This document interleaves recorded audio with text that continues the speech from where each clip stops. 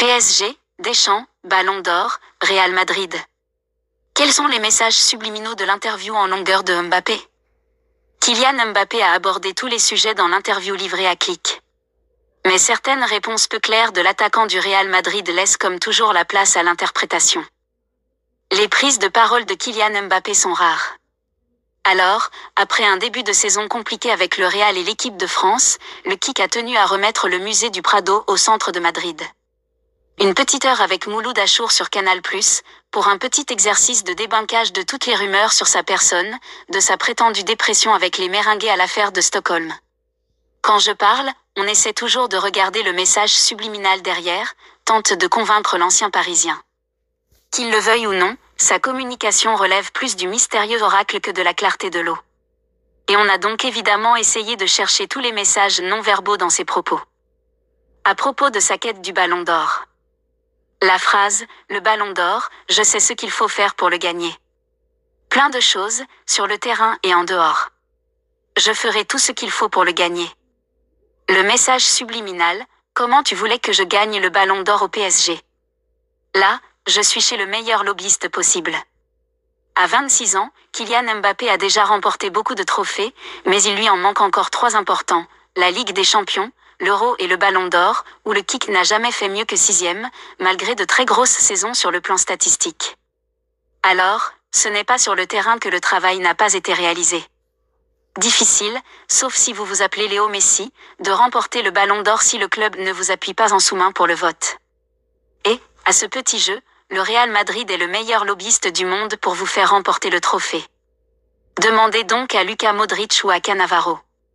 Et autant vous dire que l'échec de Vinicius cette saison sur le fil face à Rodri va pousser le club espagnol à se remettre au boulot. Il n'y aura pas 2 échecs d'affilée, parole de Florentino Pérez. Son statut au Real Madrid. La phrase « Messi ? Il fait tout bien. T'apprends tout d'un gars comme ça. J'ai plus appris à l'entraînement qu'en match, au Real c'est pas que t'apprends, c'est que tu découvres. Tu découvres un nouveau contexte, un nouveau climat, un nouvel environnement. Le message subliminal, mais, Mouloud, de qui veux-tu que j'apprenne au Real ? Kylian Mbappé débarque dans un Real Madrid qui a certes tout gagné sans lui, mais sans figure majeure au-dessus de lui, à l'exception d'un Luka Modric vieillissant, plus amoureux du beau jeu que des projecteurs. Vinicius vient d'échouer aux portes du Ballon d'Or après une saison remarquable, mais est-ce suffisant pour mériter la vénération d'un homme qui a joué aux côtés de Messi et Neymar et se considère désormais comme leur égal ?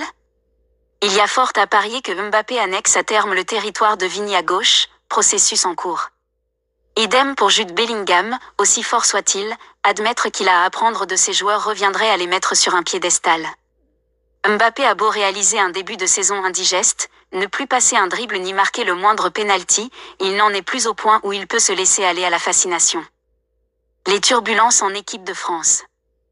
La phrase « J'ai eu ma présentation à Madrid, j'ai eu octobre 2015 jours de vacances ».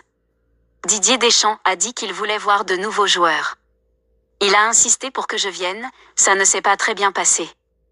Mais ça reste l'équipe de France. Après en octobre, j'étais blessé. Moi, je n'étais pas dans ces discussions, il parlait entre staff. Il m'a dit que c'était mieux qu'il ne me prenne pas. Ensuite, il y a eu novembre. Mais je ne peux pas dire. C'est une décision du coach, je me range derrière lui. Je respecte sa décision. C'est lui le boss. Je voulais y aller, mais je ne peux pas dire pourquoi je n'ai pas été appelé. Le message subliminal, en fait je peux te le dire, mais c'est pas à moi d'assumer ça. Le renvoi de la balle dans le camp adverse, un grand classique de la communication passive-agressive.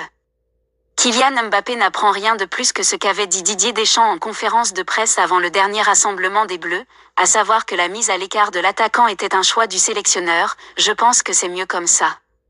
Kylian voulait venir et ce n'est pas lié aux problèmes extrasportifs. En première lecture, le silence de Mbappé devant Mouloud Achour renvoie à une forme de loyauté et d'élégance dans le différend, mais il met Deschamps dans la position inconfortable de celui qui doit rendre des comptes. Le plus probable étant encore que KM10 retrouve les Bleus en mars et qu'on n'en parle plus. Sa relation avec Nasser El-Khelaifi. La phrase « Je leur souhaite le meilleur, moi, au PSG ». Le message subliminal « Je leur souhaite le meilleur, moi, au PSG, sauf à Nasser El-Khelaifi ». Vraiment, notez-le bien. Interrogé par Mouloud Achour sur 2 propos tenus par le président du Paris Saint-Germain, Kylian Mbappé a vite changé de sujet. Et, durant toute l'interview, il n'a cessé de dire du bien du club, des joueurs, des supporters, et même de l'émir, qui n'a cessé de le remercier pour son passage à Paris. Ça m'a touché, parce que j'étais dans une situation très compliquée. La relation avec son Altesse l'émir a toujours été au top. Par contre, pas un mot pour ce bon Nasser, parti se rouler en boule et ronger ses ongles du côté de Salzbourg, avant le match capital de Ligue des Champions mardi. Indemnité en équipe de France.